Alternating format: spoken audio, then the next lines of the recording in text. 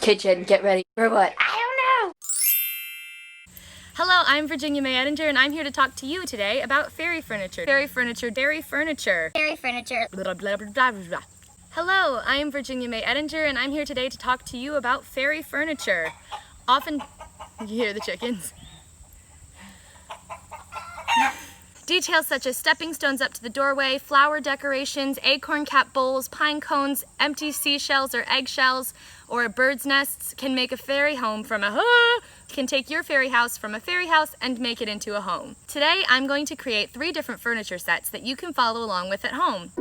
So first you will need some pieces of bark at all different sizes. You will need some sticks of different lengths. You will need some craft moss from a store or else moss from your yard. You'll need some kind of adhesive like wood glue or hot glue, some grapevines, and some acorn caps and decorations. Also some pliers. These are not pliers. You will need garden shears. Up first, we're going to be working on our little fairy dining set. So the first thing you're going to want to do is get a big old hunk of bark and make it vaguely rectangular using your garden shears. If you want to be really fancy, you can get sandpaper or a metal file to file off the edges, but I'm going to make this a rustic dining set, so it's going to be a little rough around the edges. Wow, look at her, she's so beautiful. Oh my gosh, rectangle. Okay, up next you're going to grab some sticks and measure out against your rectangle how tall you'd like your table to be and cut the first table leg. Then check again to make sure it's a good height. Then doubt yourself and check it a 3rd time just in case. Now you're going to cut 3 more sticks to the same length to make sure that you have enough legs for all 4 legs of your table. Once you have your 4 sticks of equal length, you are going to glue them to your rectangle using whatever wood glue, craft glue, or hot glue you are using as an adhesive. If it's a little bit messy, do not worry, you can always cover up your glue with moss pieces.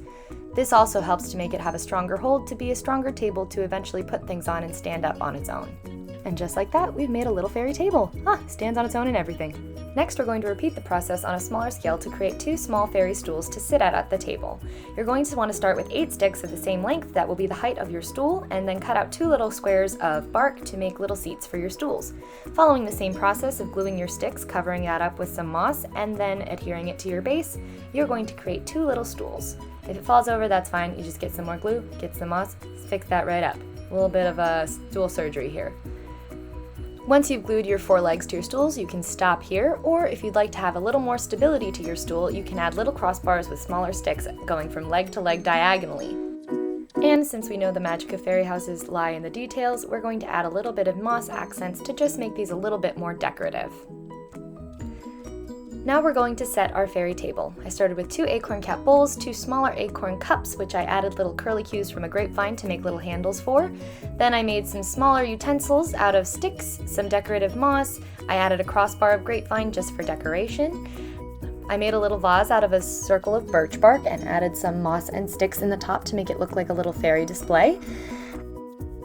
And our table is ready for a little fairy dinner. Now we're going to head on over to the bedroom and I'll show you how to make a little fairy bedroom set. The first thing we're going to start with is a decorative headboard. As long as you have 2 sticks that end up at the same length at the bottom, it doesn't really matter what kind of creative shape you make up top. You can add extra sticks and extra grapevines and moss to make your headboard especially decorative, but as long as you add a crossbar that is the width that you would like your bed to be, you are all good at the top. Next, we're going to be moving on to the foot of the bed. You're going to want to make sure that it is the exact same width as the head of your bed, however, it should be a little bit shorter and probably a little less decorative. You can still add accents of moss. I added some crossbars at the bottom to make it look more like the foot of a bed. From here, you're going to then get your sticks that are the length of your bed and glue them to all of the corners of your boards. I used a pen to hold it up until the baseboard was ready, but then you should have the general outline of a bed. I added some more crossbars along the length of my bed to make it a more stable surface for fairies to sleep on and so that I have something firm to glue my mossy bed cover onto. I used craft moss, but you can use any kind of moss you'd like to glue a blanket onto your bed. I then used a piece of birch to make a pillow of sorts, and there you have a bed. Who's ready for a nap? Not me, because we're moving right along to our fairy nightstand. I'm going to take another square of bark and add 4 table legs. I used a cross section of a stick to create a little circular knob for a drawer, and then I added a lamp made out of an acorn stuck to a stick and a little birch bark envelope to go on it, of course decorating with accents of moss all along the way. For our final element of the bedroom set, I'm going to make a little fairy bookshelf. I would recommend using bigger pieces of bark, but I was working with what I had, so I glued my smaller pieces of bark together until I vaguely had a flat surface upon which to glue strips of bark to make shelves. I then filled it with folds of birch bark and little acorns with accents and small sticks to make it look like a full bookshelf with papers and books and decorations. If you want to be super extra and make yourself a little fairy book out of birch bark to go into your fairy house, I'm going to show you how to do that quickly now.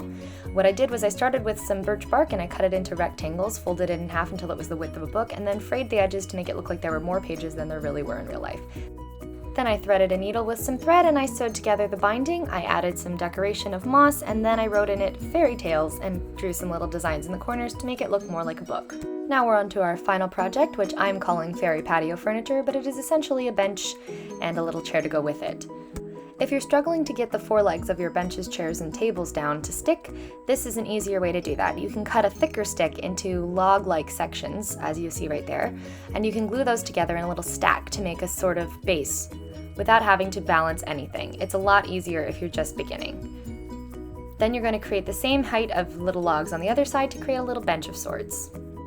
You can keep it finished here and have it be a simpler bench, or you can add 2 taller sticks and some crossbars and moss to make a little back to your bench.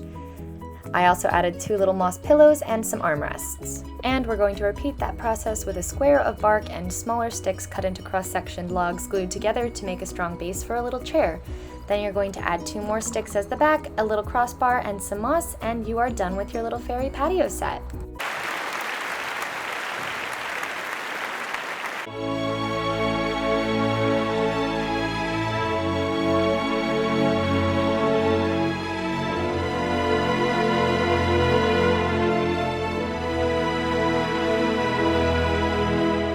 Thank you for joining me today. I hope to see some amazing fairy furniture decorating your fairy and gnome homes soon.